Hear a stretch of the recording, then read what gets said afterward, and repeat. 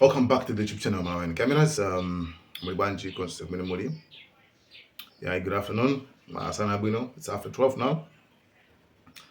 My update and I'm into now to Ndanga on the two. My bet is in Gobanga Pangan. So actually, update na iba ndio Zulo Boma la America. Inaganiza zopanga ma press briefing. Kamano anthu onse atatu anali malo osiyanasiyana dzolo khala. So Trump anali mbali ina, Pete Hegseth amene ali wamkulu wa nkhondo, Secretary of War, analinso mbali inanso, ndi anthu omwe kudatola nkhani. Komanso Secretary of State amene ali Marco Rubio nayenso ndithu analinso mbali ina ndithu ndi kumayankha mafunso kuchokera kwa atola nkhani komanso ndi anthu.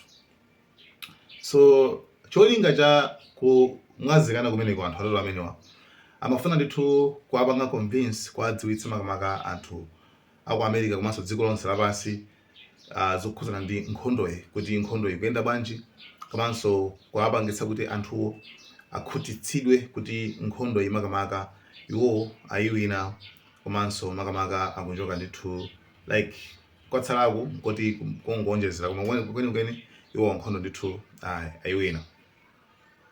So dzulolo ngakhale kuti ma ansala anali osiyanasiyana makamanga, uyu ayankha zake, Trump ayankha zake, Pete Hegseth ayankha zake, Marco Rubio ayankhaso zake. So komano chachikulu chonena kuti tiyambire pa Marco Rubio amene ali Secretary of State, right? Amene ndithu amene nakudziwa chinthu chonse chikuchitika komanso kulongosola zinthu kuti okay okay mkudziwa kale nthu ntchito ya secretary amene yoti azitha kukhanda information iliyonse yokwanira kwambiri chifukwa anytime funso litha kubwera.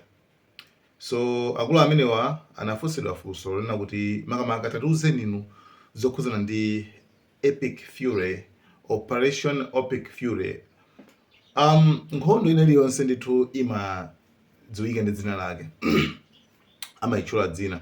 So nkhondo imene amamenya ku Iraniko anayipatsa dzina kuti Epic Fury. So dzina okay, tinalongosolana za tanthauzo la Epic Fury. It's like anga kuti mina mkwiyo wina wake ongobwera mwadzidzidzi, overwhelming anger, anga furious, like So operation imene yochita kuti Epic Fury atafunsidwa dzulo makamaka ana Secretary of State Marco Rubio anayankha kuti akuluakulu operation imene chatu pacha naitseka inatha, like nkhondo ya Operation Fury inatha chifukwa its objectives, chifukwa zolinga zake za nkhondoyo zinakwaniritsidwa akutero. So nkhondo imene ndapita ija yowa ndithu atsimikiza ndithu Secretary of State kuti no, nkhondo imene ija ndithu inatha, tinayikuangula ndithu zolinga zake ndithu zidakwaniritsidwa zolinga zake ndithu. So were to resume, because you've said that Operation Epic Fury is over.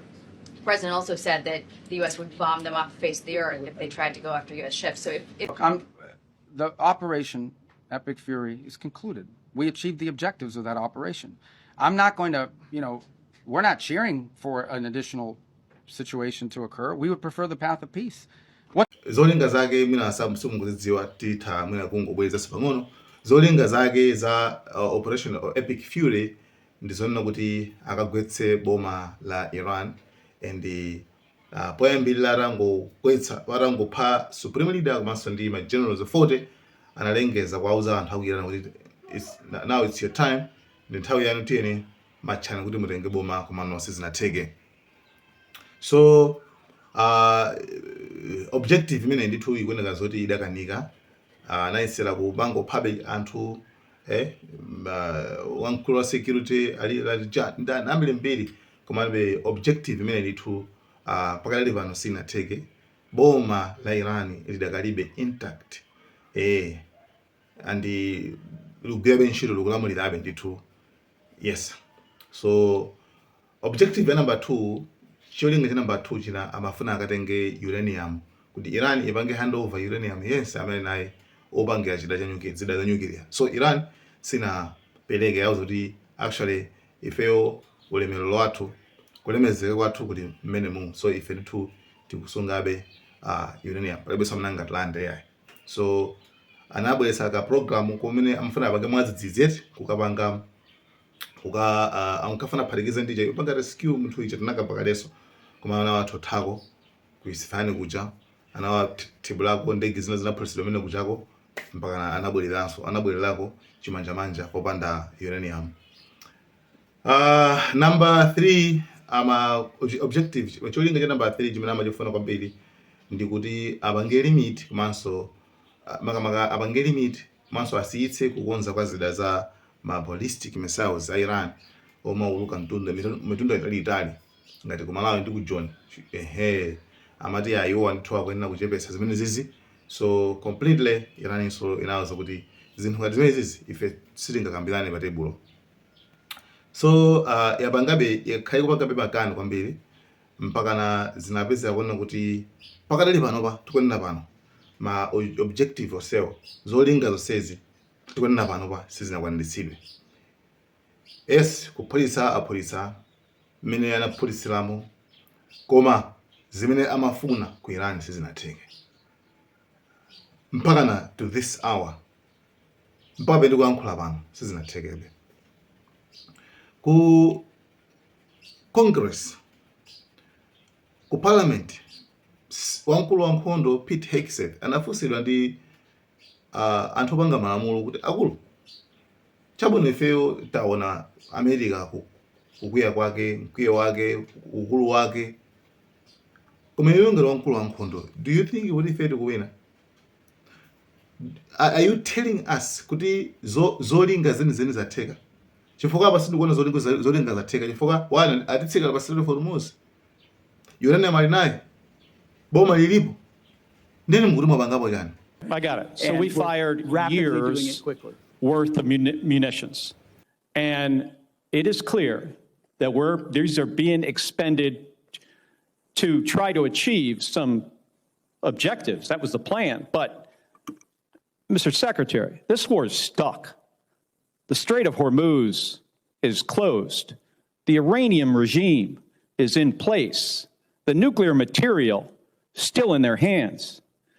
Americans are being crushed by higher costs. And it's not clear to them at all what the goal of this war is. Yeah. So nkhani ndimeneyo pamene tinapita kwa a Trump akuyankha zosiyanaso yayi, sakuyankha zoti epic fury atheyayi, komano anakamba kunena kuti iyayi Iraniyo ingosalenda kuti tasalenda zimene Irani singakwanitse kupanga zimenezo chifukwa Iraniyo itafunsidwa kuti natulankhana ku Iran udakulu America ndi superpower. Inu ya Iran actually amafusa ku ministry yaona zakunje, foreign affairs. Amafika kodi niyo mukuoneka zoti mupanga makani, bwanji simupanga back down, bwanji simukusalenda, muli ndi chani? America ndi superpower. Komano Bakai waku Ministry of Foreign Affairs anayankhula mtima ulizi kuti ifeso ni ma superpower. السلام علیکم جناب. علیکم السلام. آمریکا یک ابرقدرت است. شما چه ابزاری و پشتوانه‌ای دارید برای مقابله با آن دارید؟ چرا عقب نشینی نمی کنید یا کوتاه نمیایید؟ ما هم ابرقدرتیم. مهر. Yeah, so that's it. Yetu ndi zosalenda zichazozukaikisa zoti sizingatheki chifukwa nayeso Iran kuziva zoti nayeso ndi superpower yani nakale choncho. We don't know, tinangosona kale nkhani kuza ndi malamulo aku America amene amangidwa mu 1973 kuti nkhondo ikaokanikani mu 60 days, miyezi iwiri, ndi kuti mufunika approval chilolezo kuchoka ku Congress kuti nkhondo chamuyipitirize kapena isiyike. So nkhani idakalibe ku Congress kucha ma-update akati kupasilani, komano nkhondo iyi officially ikuyenera kuti a Trump alephera akanika. So ndiye sakonzera ukoko zikuvutira pang'ono kuti apange convince kuti paja amakamba nkhani amadate kuti nkhondo tinachisa pa 7 ili pa April nde sinakwana 60 days sinakwana miyezi iwiri inakhala masiku 39 so ndiye sakonzera ukoko I think so ikugwiraso ina yakeso I mean aona zoti kuti ambeso kambirana izi that's why akafuna apange convince anthu kuti nkhondo tu basi tu ya Epic Fury inatha koma suri nangotheka koma zolinga zake zimene tikapitira ku Iran zonse zinatheka koma iniyo pa chilungamo ino ndi ine pa chilungamo tikuona chani zinatheka zolinga zinathekadi definitely zolinga sizinatheke sikuti ndikuyankhula ndine koma mamene mwamvaja ku Congress ku America kumweko kumalamulo kumweko panga malamulo kumweko ndamene akona kuti no actually zolinga sizinatheke koma zangobwereso mavuto inaso aba Strait of Hormuz komanso zinthu ku America kukwera mitengo. Okay,